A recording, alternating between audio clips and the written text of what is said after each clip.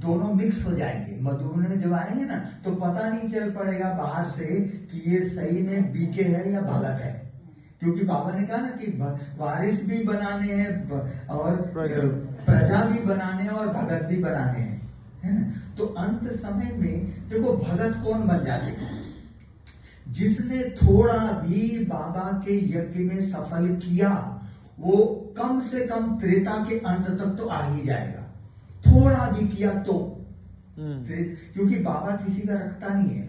और अभी संगम युग पर जो सफल करता है, बाबा कहते हैं मैं एक का पदम गुना देता हूं, एक का पदम गुना। आप सोचो कितना बड़ा ऑफर है। तो जिसने भी थोड़ा किया तो उसको थोड़ा तो उसका ही पदम गुना मिलेगा, और जिसने ज्यादा किया तो उसको मिलेगा ही मिलेगा।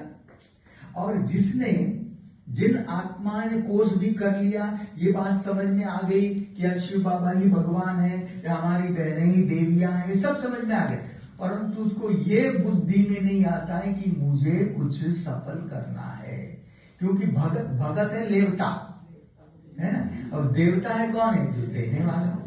तो उनको लेने की भावना, कई ऐसे वीआईपी भी होते हैं जो संबंध संपर्क में भी आ जाते हैं, मुरली भी सुनने लगते हैं, परंतु उनकी बुद्धि में ये नहीं आता है कि मुझे यज्ञ में सफल करना है।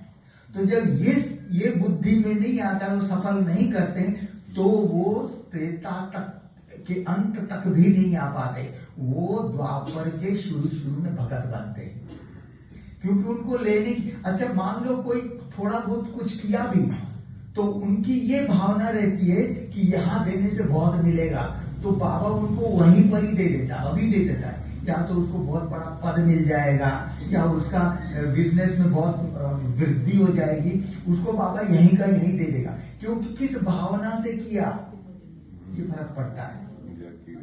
अगर ये भगवान का यज्ञ है, मुझे भाग्य बनाना है, इस भाग्य से करेगा तो उसको त्रेता के अंत तक कुछ न कुछ मिलेगा। अगर ये भावना नहीं है और उस भावना से किया, तो उसको बाबा यहीं का यहीं दे देगा, क्योंकि उसको उस भावना से तो किया नहीं।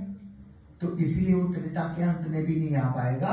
इसलिए द्वापर युग से कलयुग के अंत तक जो बाबा के भगत, शिव के भगत या देवियों की भगत बनते हैं ना, वो ऐसी प्रकार की आत्माएं भगत बनते हैं।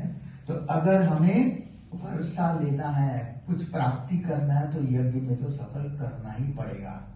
क्योंकि जो बीज बोएगा उसी को ही तो मिलेगा ना, बीज ही नहीं बोएगा तो क्या मिलने वाला है ना?